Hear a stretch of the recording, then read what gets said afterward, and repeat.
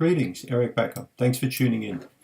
I've got a question here from a subscriber. I'm just going to read it out from a person called Zach Masters. Hello, Dr. Backer. I have an important question for you that I cannot find any answer to anywhere. Health information is a battlefield and it just makes you want to quit, especially when you have been sick for as long as I have been. So what Zach is saying, he wants to know about a product called Swerve. It claims not to affect blood sugar levels. So I had a look at Swerve on the internet, and basically it's a man-made sugar, and it's made from non-GMO corn.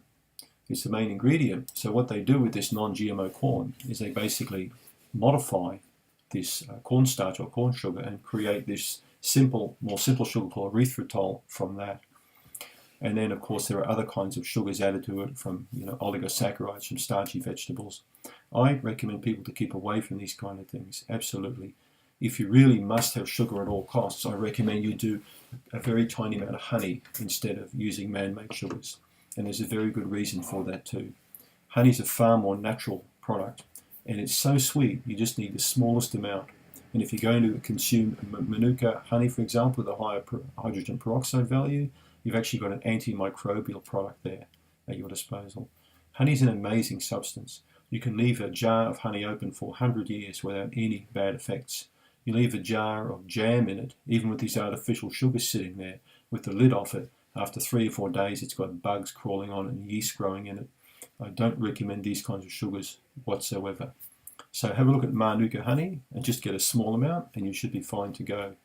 Right? There's always this need for sugars in people's diets. When you eat plenty of fresh vegetables and fruits and lean proteins, you won't want these kind of sweet foods in your diet anymore. You find there's no need for them. There's no desire for them. Increase the intake of bitter foods will suppress the desire for sweet foods as well. There are many different bitter foods that you consume. Check some of my videos out regarding this topic.